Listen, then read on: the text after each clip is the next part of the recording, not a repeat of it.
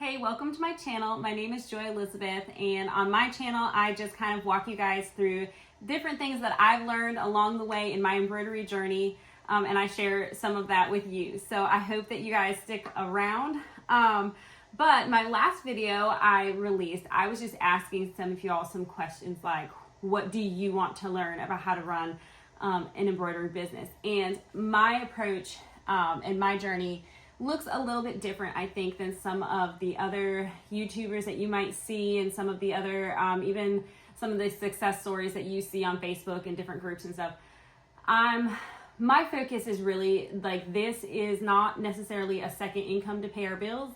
This is a second income to help us just do fun things, just to make life a little bit easier for us, but mainly for me to be able to have the flexibility to be around for my children. My husband's a youth pastor, so there's a lot of youth events. I go to youth camp every single year, and to take that time off of a 9-to-5 job would be a little bit more difficult for me. So this is just kind of where we're at in our life and in our journey, and my focus is primarily on my family, and this is a way that I have found to help supplement some of those funds and help support my family, and then still be there for my kids. They are getting older. I hate that, they're no longer, my youngest just turned 6.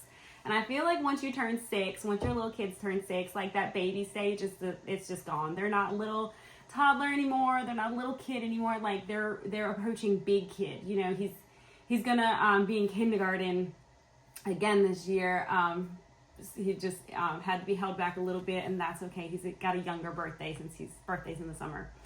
But anyways, so I just want to be there for my kids as much as I can. So am I trying to get rich quick? Am I trying to chase the dollar? Not necessarily. So I'm going to share with you some of the business techniques that I have adapted and that I have used in my business, and it's growing. And it's steadily growing. So I don't want you to think that I'm like at some kind of a standstill and I'm not going anywhere. I am growing, and I'm growing at a rate that is comfortable for me. And everybody's journey is going to be different for them. And I could absolutely put in more hustle, and I could get more jobs, and I could make this grow so much faster than it is. But for me and where I'm at, this is just like a comfortable, steady state for me. So that's who I am. Couple of questions that came up in the last video is how do I market myself? How do I take orders and handle payments? How am I going to organize those orders? How do you get started? So here's how I got started, and everybody's journey is going to be different. Everybody's journey is going to look so much different. So I used to live in the Midwest, and when I lived there, I had a single needle machine. And we're talking right in the middle of COVID, basically. But I think I was dabbling with my single needle machine and kind of making things for my family, embroidering my kids' names on things. They were really young back then. And then word just kind of got out from there that I could do this. So I only had, oh my goodness, when I started, it's right here, you guys. Ta-da! Movie magic. This was my first embroidery machine. This is still a machine. Obviously, it was literally right here. I use this machine still all the time, but not for embroidery. This is a fabulous sewing machine. I do have a Baby Lock Allegro that is a bigger machine, and it's kind of something that is more, it just like it lives over there. But this one's more versatile. I can move it around. My daughter was working on a quilt, so that's why it's right here, because we were working on her quilt here. But it is a great sewing machine. This is the Brother SE400, and this one, I don't think you can buy it anymore, but you can buy one similar to it. Like, they've upgraded some things. But with this, you take off this bottom part and put on the embroidery part, and it can only do a 4x4 hoop. That's how I started. Okay, and this is maybe not necessarily, maybe I'm going way too far back for y'all, but I just want you to know, like, you can start this journey literally anywhere. This is how I started. Now, I was naive, and I didn't know that I mean, I also am an avid sewer. So for me, this was a great sewing machine. It was a great combination machine. But if I knew then, I know now that a 4x4 is not going to get you hardly anywhere. The hoop that I love the most on my multi-needles is my 5.5 by 5.5 Mighty Hoop, and that is even bigger than what this machine could do. So it was a great learning tool. It was a great way to get started. But as word got out and I had friends, I mean, it did start with friends, and you know, you gotta love your friends and family and supporting you. You really do, and let them, if they want to, let them. So anyway, so as word got out that I could do this, you know, some people would ask me, and then I ended up getting orders for a local nursing home to do all of their work shirts. I couldn't do that on that little tiny machine, because what I used to do is like I would hoop and like do a couple letters and then take it off and re-hoop and then do a few more letters, and it was like really stressful and hard to even get them all to line up the way that they were supposed to. So then when I got those orders for that nursing home, my husband and I realized like maybe this could turn into something. So I ended up buying another single needle machine, but with a much larger embroidery field. It was a embroidery only machine. That's why I still have this one, because obviously this one sews, so I kept it for its sewing ability. So anyways, I bought another Brother, because I really liked the Brother brand. I'm trying to think of what it was called. I will inject a picture right here of it. And actually, fast forward. So actually, I'll try to inject pictures of that first order that I had. Please don't judge. The placement on those shirts was awful, because I had no idea what I was doing. I had no idea how to place things. But you know what? We all have to start somewhere. So that's where I started. They trusted me with that, and they were happy with it. My prices were probably like, I don't know, $5 a shirt, something really super low, because I was a beginner and my work was beginner work.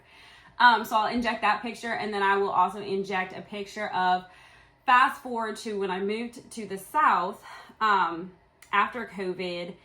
My husband got a new job. We relocated to the South, and I didn't really know where I was at with my business. Not that it was even a business at the time. Actually, during COVID, I kind of abandoned the embroidery side. I was making a lot more masks. You know, if you knew how to sew, everybody was making a mask.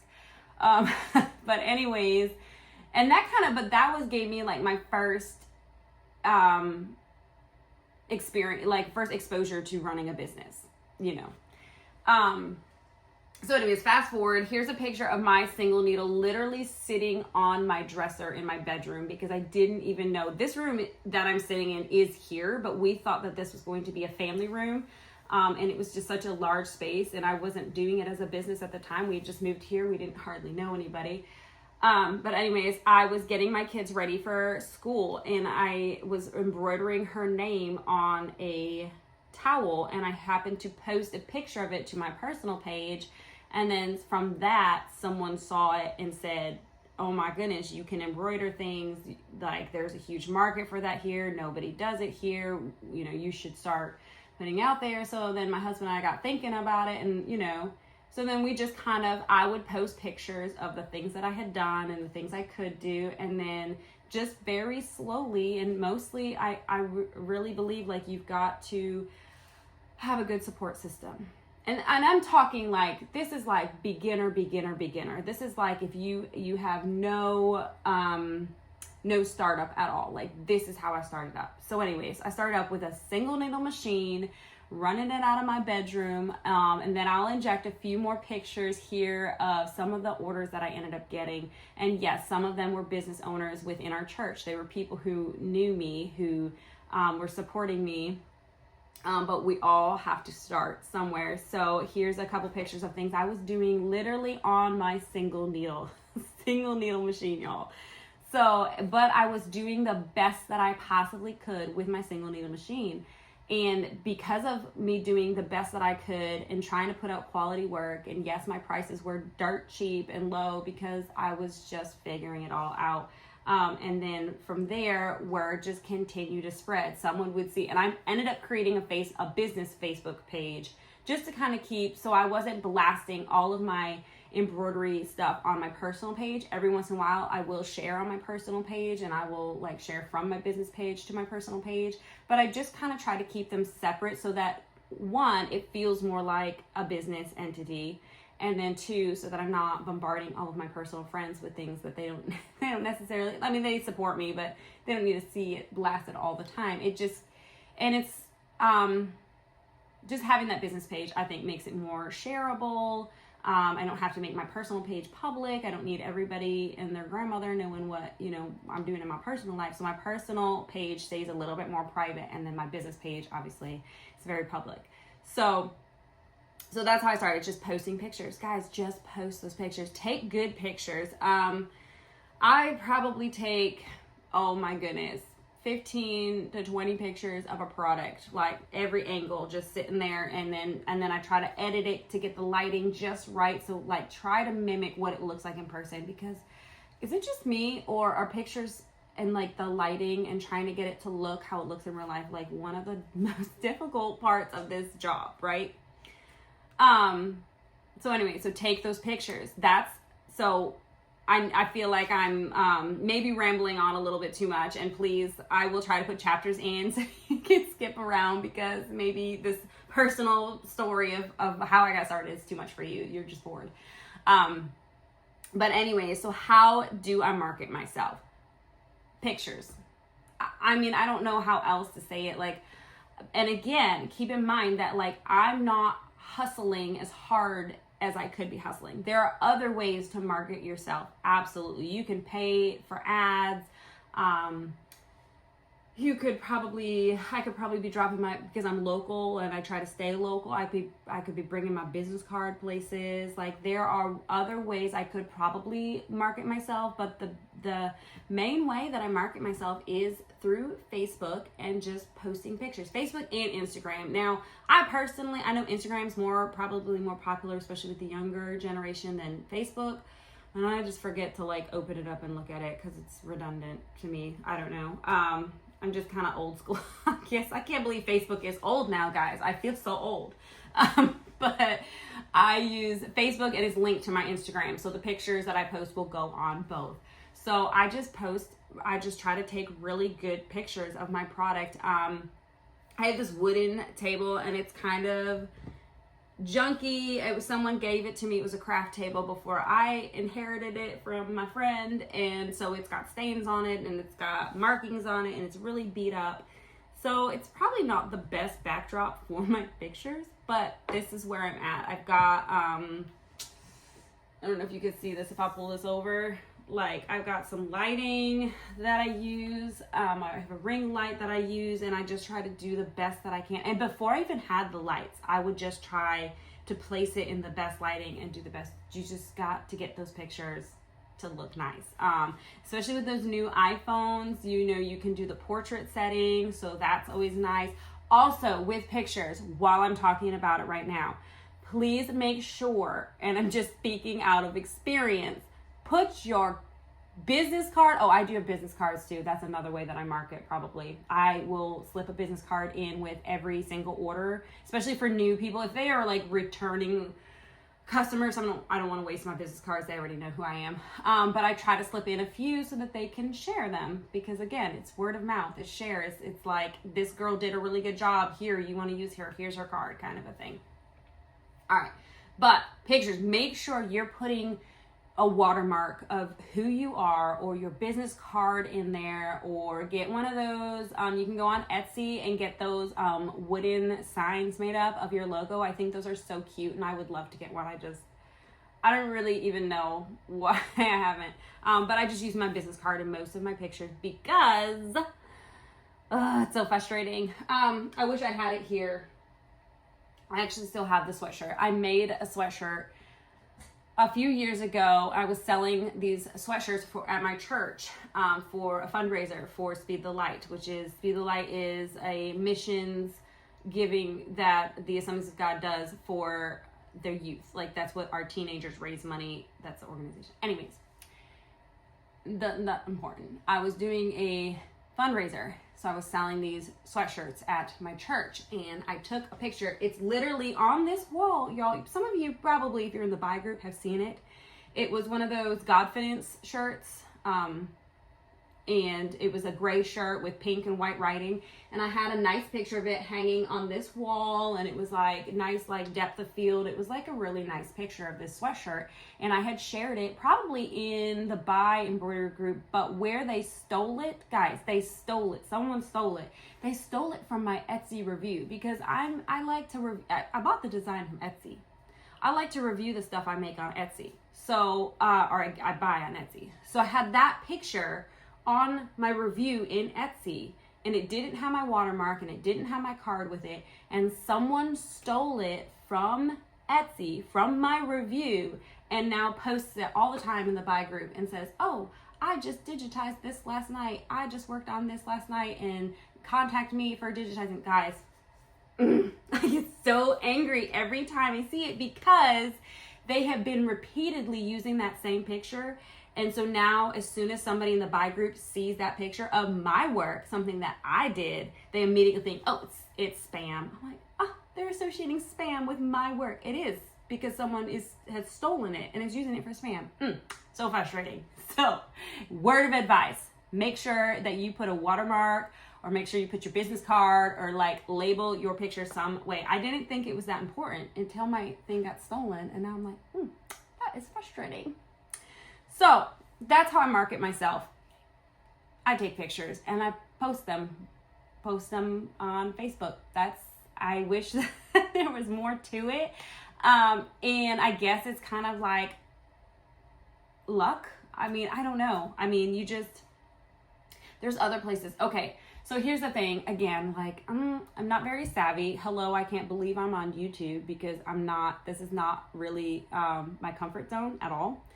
But I'm not very good with like TikTok and the reels and stuff, but I know that if you're comfortable with that, that is another great way to market yourself, is to put your products on TikTok and that kind of thing. So that's how I market myself. I wish I could say more about it, but I feel like I said a lot about it, but maybe I rambled a little bit. Myself, how do I get customers? So I take a lot of pictures, and I just do a good job. As I continue to grow in the quality of work I am, and I don't shy away from almost anything. People bring me stuff, and I'm like, yeah, I think I can figure that out. For example, so like my last video, I told you the orders were going to start rolling in. They did. All these orders have rolled in since a week ago.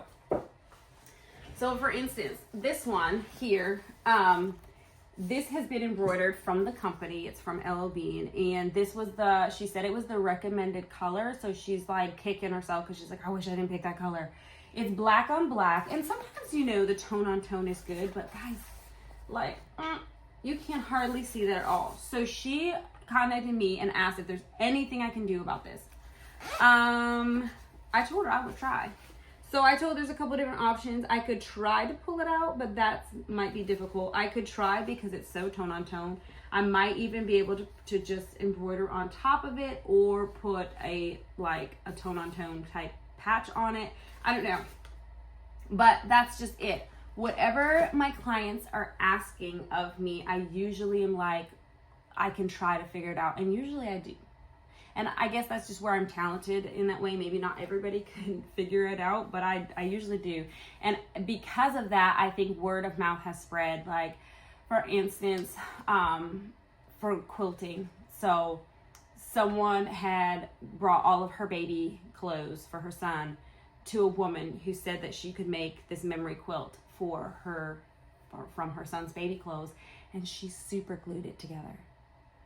Oh my word, it was awful, and this poor mother was devastated. So she reached out on Facebook, and here's what happened. All of my clients, my previous clients, they would tag my name. Like, probably 3 or 4 times my name was tagged in her post about this catastrophe, right? So I said, I don't know what I can do, but and she had already had people tell her they couldn't help her. So I said, bring it all here, and I'll see what I can do. And I ended up cutting the pieces a lot smaller, making like a border around it, but then I used my embroidery machine. I had a white fabric and I made applique hearts in the shape like a big heart, but all these little applique hearts.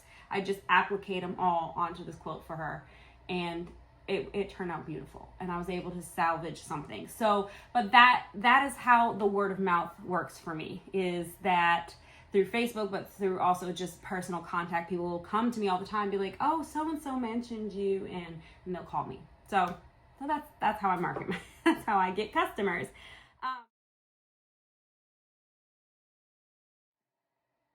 So how do I take payment and handle payments? Okay. Here's the part that I'm not so comfortable with. Pricing things is hard enough, and then taking payment. So I have different ways that I take payment. I tell them they can pay cash or check, that they got to meet me, at the front door, cash or check. Venmo, PayPal, or Cash App. Now, I know that things are changing, or maybe they've always kind of said that, if you take in a certain amount, then you have to pay taxes on it. I do have my LLC, and I do use QuickBooks. So I will take payments through Venmo and then transfer it to my business bank account, which is linked to QuickBooks. So I know that's like, boom, it's a lot going on. So I do pay taxes through QuickBooks, and then my husband helps me. We use TurboTax at the end of the year, and this is where I'm not very comfortable. I can't give you a class on how to run TurboTax or how to run QuickBooks, because I don't really understand it all myself. But I put it all in there, and at the end of the year, my husband, well, not really, every month we go in and we try to clean it up, make sure all our T's are crossed and our I's are dotted, and make sure all the sales tax is paid. And then at the end of the year, he'll go in and do the taxes with TurboTax for me. And I'm so thankful for my husband. He's such a wonderful supporter. So yeah. So that's how I take payment. And I can make, if they don't prefer any of those methods, I can also make links through QuickBooks and send them a link, and then they can pay with any card that they want to use if they don't use any of those methods. But I feel like I offer plenty of methods for payment. But I don't know what's going to happen with all of that, because if Venmo is going to force me to pay extra fees for the business side, but I'm already paying taxes. I'm already paying my taxes.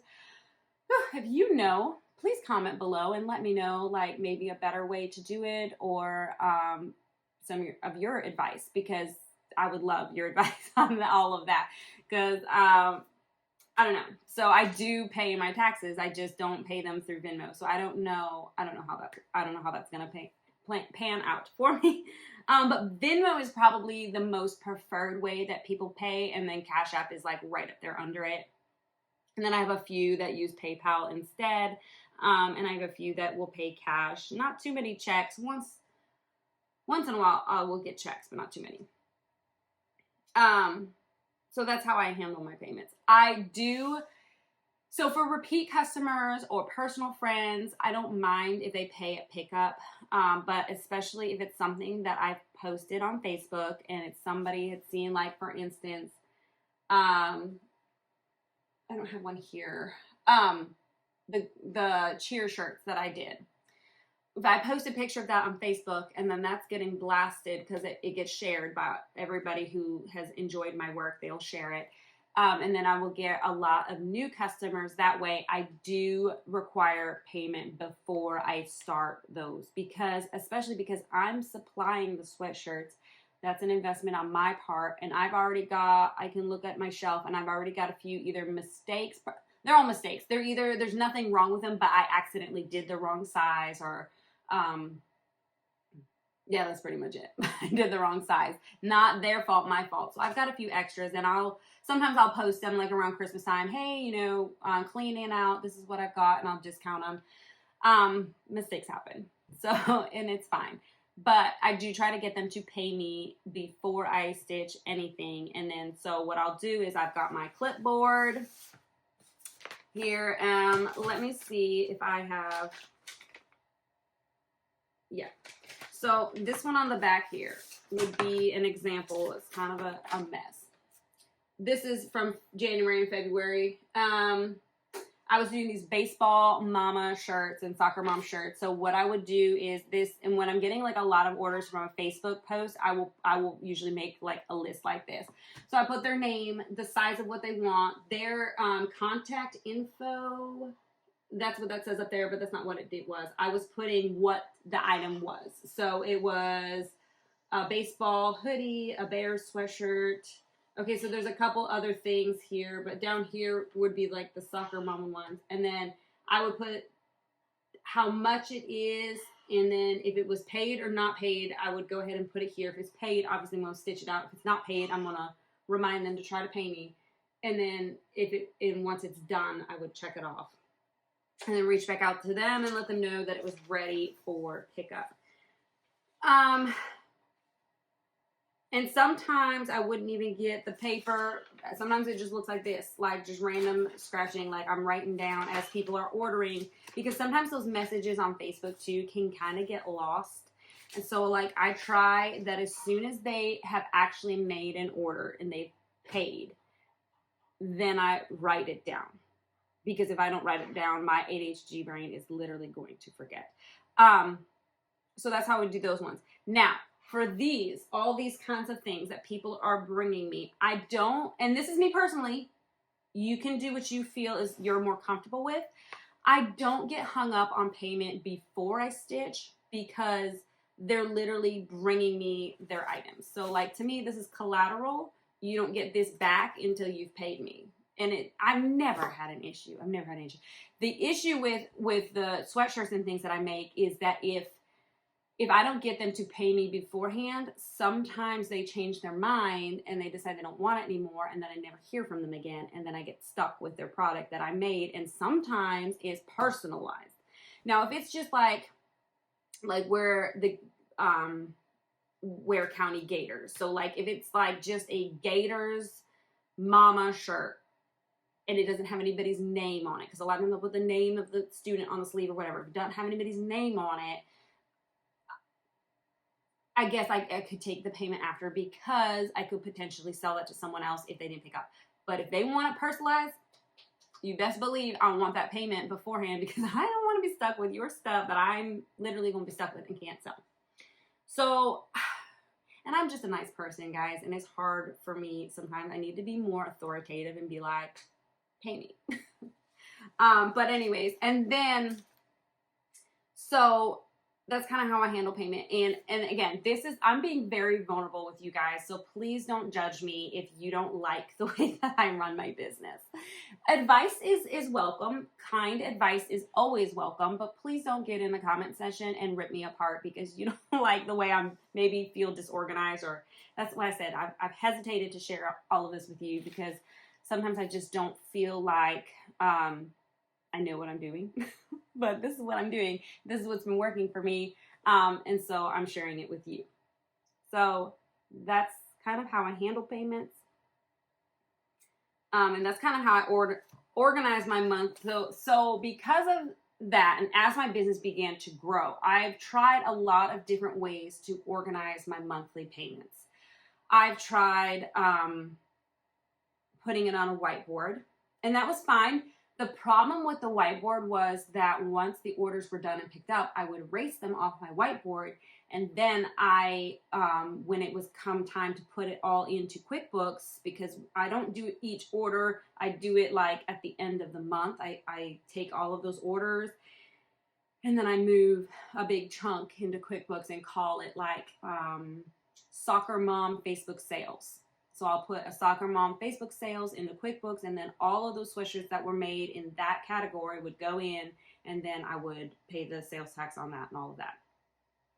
So, but what would happen was sometimes I would erase it, and then I would have transactions in my Venmo, transactions in my Cash App, and I was trying to figure out, well, what were all of these and who were all of these. So, and then I tried to do it on my computer because that just seems like to make the most organized sense, to have it nice spreadsheet worked out. Well, I'm again just old school, and I know I like use the computer every day to embroider, but to like remember to put them in, I don't know. So I know it's so simple, but this is what I've resorted to, and I've been doing this for the last, actually it's kind of new. I'm only, and like that paper I showed you was kind of how it started. It started as like, I tried on the computer to make the nice, spreadsheet, right? I started and I was typing it all in, but then I would print it, and then I had all these empty spaces. So then I just started writing the orders in, and I'm like, hey, this is easier just to write it in. So then you see, like, I've kind of adopted that. I've kind of adopted that for all my orders. So this would be July. We're still kind of fresh into July, but I've already gotten quite a few orders, and actually I need to add one that just got dropped off last night. She used my drop-off box. And here's the thing about the drop-off box. This video is already really long. I'm going to cover all of my curbside pickup, porch pickup, drop-off box, whatever you want to call it. I'm going to cover that in a separate video because that's another whole thing. So anyway, so I will just put the date, the item, what I'm doing, the name of who it is, so that I can easily search in the Facebook messages. Because sometimes I would make something and be like, I can't find this person's message. Like I, would forget their name or whatever. I make sure I write it all down now. So who it is, how much it is, and then how they paid me, and then I check it once it's been paid, okay? So some of them are blank. Those are alterations. Those are clothing alterations, and I charge per hour. So I actually have to time myself and see how long it takes before I can even tell them how much it's going to be. I tell them what my rate is, and then that's why those two are blank. But anyways, so that's how I organize my monthly orders.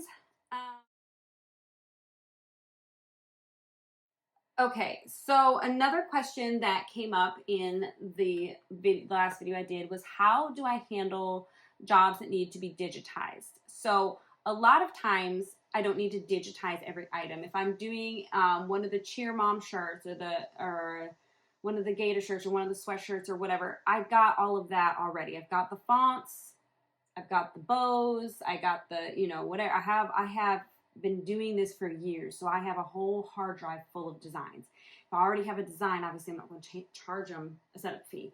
And if it's a design that I think that I will use more for more clients, then I don't charge a setup fee. If I find it on Etsy or whatever. So this one, for instance, I talked about this in my last video and I finished it. So cute. So monogram I already had. I bought the frame with the bow, and I bought the two dogs. Now I am going to price this one a little bit higher just to kind of compensate for the cost. But on Etsy, I probably spent maybe $5, maybe $5. So I could just kind of build that into the cost of this. And for this one, I probably will. But for example, if I, for instance, was making a lot of baby items with one of these frames, I wouldn't necessarily worry so much about it because it's going to pay for itself over time. Now, what do you do when a design is from a client who is their logo and they need it digitized? I just charge them a setup fee. And I don't go and tell them, oh, I need to go have it digitized from a digitizer, blah, blah, blah, blah.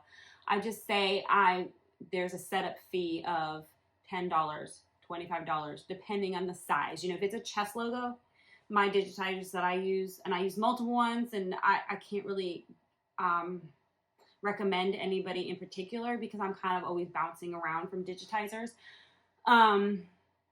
But it's usually around $10. So I just charge a $10 setup fee, and then we go from there. So that's just kind of built into the first order. And then I tell them any orders that they make after the first one, that setup fee doesn't reoccur. That's a one-time setup fee for their logo. So I hope that answers that question for you. They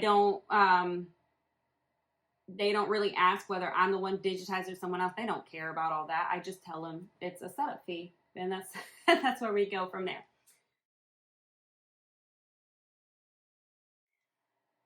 So yeah, so I just wanted to encourage y'all, if you are starting out your business and maybe you've just retired, or maybe you've got little ones at home still, wherever you're at in your journey, you can still start an embroidery business from home. I started with a single needle machine. I do like the Brother machines, but if you're interested, and One of the other questions that I got on my last video was if I was to start my embroidery business over again, would I still get the buy embroidery machines? And 100% yes, I would. And the reason why for me personally is because they're so affordable. Because where I'm at in my journey, I don't want to go in debt to do what I do. Okay. I do want to make money. So when my husband and I first were starting to look at the multi-needle embroidery machines, I was looking at some of the, like, I think Brother has one that's a single needle machine, but it has like the 6 colors or something. I don't know. I was looking at all kinds of machines, but someone had in one of the Facebook groups suggested that I look at the buy embroidery machines. And when I did, I was blown away by the amount of machine you get. You get a 12 needle or 15 needle machine for literally a fraction of the cost of some of the major brands. So for me, that was enticing. And it had such a huge following of people that were using them and enjoying them. And so of course, my husband and I decided that this was the right machine for me. So I started with my 1201 embroidery machine, and I absolutely loved that machine. Was there a learning curve? Oh my goodness, yes. I thought I knew what I was doing on a single needle machine. I thought I knew how to do everything, right? And then I get this multi-needle machine, and I'm like, oh my goodness, like literally tears happened so many nights. I can't tell you just how it took time to learn. And I think that sometimes buy gets a bad rep because it is so affordable that a lot of entry level embroidery people are buying them and they struggle with learning them, and then they blame it on the machine or they blame it on the company. The machines are not bad machines. They're wonderful machines. The problems that I was having in the beginning was that I had no idea what I was doing, and I was learning. So I would reach out in some of the groups, and some of the information I would get from the users was helpful, and some of it wasn't. Some of it felt judgmental, and I don't handle that very well.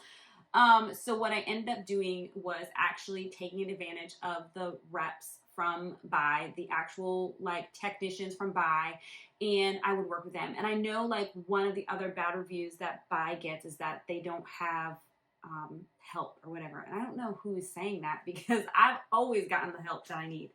You do have to work around a time zone difference, but you have to be understanding where they are and their work hours, and you wouldn't want people to work outside of your work hours for somebody else, and you get frustrated with that.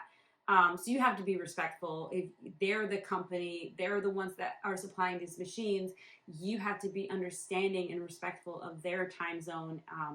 And that's where I was. So I spent a lot of late nights messaging back and forth, and they'll do videos back and forth.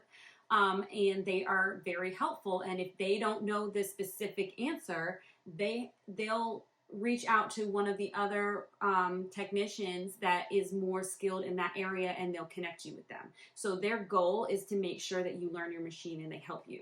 So I love that about these machines. I don't have to wait for someone to come service it. I've had to learn how to service it myself, and they help you, teach you how to do that, which is great, because then when you're in a bind and something happens, okay, I've been here before, I've done this before, I've worked through this before, I know how to fix this now. Does it take time to get there? Yes. And it's a commitment. If you're willing to jump into the multi-needle embroidery world, it's a bit of a commitment. So anyways, I started with my 1201. Now, fast forward, would I do it again? Absolutely, 100%, 110%, because here's the thing. The new machine, the one that's sitting on behind me right here, is by far so much more user-friendly. The quality has increased. They've done so many things to make it better, because they've listened to their clients and what we're looking for, and they've improved on the 1201 and the 1501, and they've made the new mirror machine and the visions that much better. So would I do it again? Absolutely. Now, y'all know that I started my journey on a single needle machine.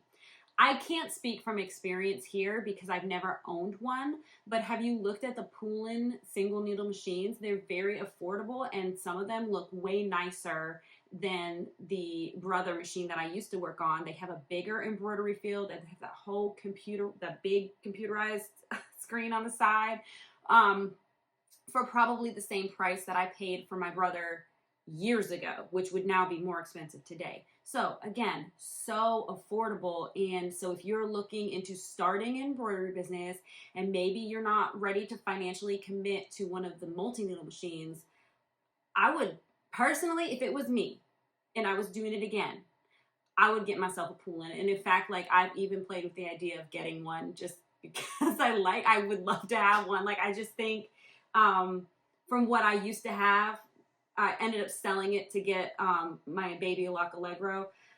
But if I were to start over, that's where I would start. I would probably personally, I would start with the Poulin single needle machine and then work my way up to the mirror machine, which is so much, it's more user friendly. So I think some of the struggles that I might have had in the beginning wouldn't even be struggles today. So would I do it again? Yes, 100% would do it again.